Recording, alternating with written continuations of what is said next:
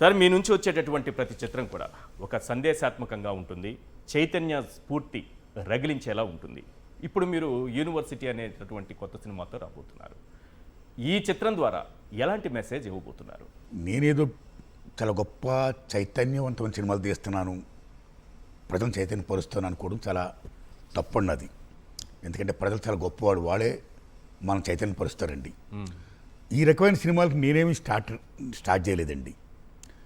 మహానుభావుడు గోడవెల రామబ్రహ్మం గారి కానించి ఇప్పటి వరకు ఎందరో మహానుభావులు తీస్తూ వస్తున్నారు. ఇలాంటి చిత్రాలు అంటే సామాజిక చిత్రాలు, సమస్య స్పందించి చిత్రాలు తీస్తూ వస్తున్నారు. అందులో నేను ఒకటి సార్. ఒక సినిమా సంస్కృతి సైనికుడిగా నేను గత 40 ఏళ్లుగా మన 2 తెలుగు రాష్ట్రాల్లో కానీ మన భారతదేశంలో కానీ ఏ సమస్యలు ఉత్పన్నమయ్యాయో దాన్ని స్పందించి మీరందరూ ఎలా చేస్తున్నారు, నేను కూడా అలా చేస్తున్నానండి. ఇది కేవలం నా తృప్తి కోసం చేస్తున్న పని. ఇదేదో మెసేజ్ ఇవ్వడం కోసమను నేను ఎలా చిత్రాలు తీస్తాను, చైతన్యపరుస్తాను, అదంతా కరెక్ట్ కాదు సార్. సో అందులో భాగంగానే ఈవేళ మన భారతదేశంలో పేపర్ లీక్ అనేది very big issue, very big issue.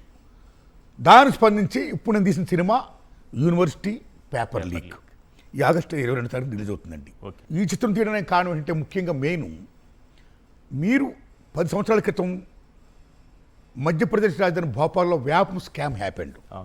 అంటే ఉద్యోగాలు కుంభకోణాలు, Vyapam very big scam in India. Still that case is going on. దానికి సంబంధించిన సాక్షులు కానీ చాలామందిని ఇప్పుడు 100 మందిని పైగా చంపేశారండి.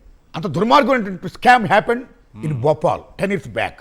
Still that case is going on right.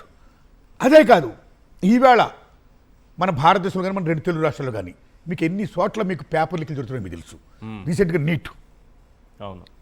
So కళాశాల చదువుతున్నప్పుడు మీకు పేపర్ లీక్లు జరిగిపోతూ ఉద్యోగాలకు వెళ్తే అక్కడ కూడా మా కోచింగ్ సెంటర్ చదివిన వాళ్ళకి ఉద్యోగాలు వస్తాయి అని చెప్పుకోవడం కోసం అక్కడ కూడా పేపర్ లీకేజ్ చేస్తూ ఒకరి బదులు ఒకరు రాసేసుకుంటూ పోతే then what is the purpose of education?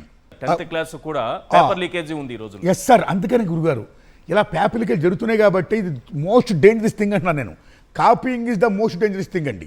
Then atom bombs. 2వ ప్రపంచ యుద్ధంలో అమెరికా జపాన్లో ఉన్న నాగసాకి హీరోషిమా మీద వేసినటువంటి ఆటమ్ బాంబుల కంటే, హైడ్రోజన్ బాంబుల కంటే, టార్నాడోల కంటే, సునామీల కంటే most dangerous thing is copying.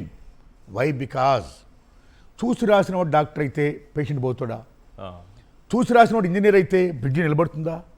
చూసి రాసిన వాడు అధ్యాపకుడు అయితే ఆ బోధ విద్యార్థులకి అర్థమవుతుందా, తెలుస్తుందా, సక్రమంగా వెళుతుందా? వెళ్ళదు.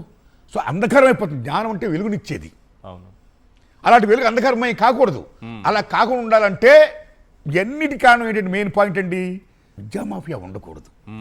ఈ విద్యామాఫియా లేకుండా ఉండాలంటే ముఖ్యంగా నేనేం కోరుకుంటున్నానంటే ఈ పేపర్ లీకేజీలు లాంటివి జరగకుండా ఉండాలంటే విద్యని, ఎందుకంటే విద్య అనేది సేవారంగం, అది కాస్త ఇవాళ వ్యాపార రంగం అయిపోయింది. ఆ వ్యాపార రంగం కాకుండా విద్యని వైద్యని ప్రభుత్వం జాతీయం చేయాలి, ప్రభుత్వ విద్యారంగాన్ని బలోపేతం చేయాలి. అప్పుడు ఇటువంటి పెడధోరణలు ఉండవు. విద్యార్థులు చాలా గొప్ప ఉంటారు. Because they are the students, they are the builders of the society, they are the builders of the nation and the universe. ఆ మానవ వనరుల శక్తి ఈ విశ్వానికి, ఈ విశ్వ నిర్మాణానికి ఉపయోగపడుతుంది. అప్పుడు విశ్వం బాగుంటుంది. అలా ఉండాలంటే ఇమ్మీడియట్గా విద్యని ప్రభుత్వపరం చేయాలి, జాతీయం చేయాలి అని చెప్పిన సినిమాయే నా యూనివర్సిటీ పేపర్ లీక్. విద్యారంగం కార్పొరేట్ చేతిలో ఇరుక్కుపోకూడదు. పేదవాడు, మధ్యతరగతి వాడు, ఎవడైనా లేనివాడు వాళ్ళ బిడ్డలను కూడా ఉన్నవాళ్ళతో పాటు ఈక్వల్గా చదివించుకునే ఆ అర్హత, అవకాశం వచ్చేది కేవలం గవర్నమెంట్ విద్యను రన్ చేస్తేనే. అలా రన్ చేయాలని అప్పుడే తల్లిదండ్రుల కాంక్ష కానీ పిల్లల ఆకాంక్షలు కానీ నెరవేరుతాయని నేను మనస్ఫూర్తిగా నమ్మి ఆ విషయాన్ని బలంగా నా చిత్రంలో చెప్పాను సార్.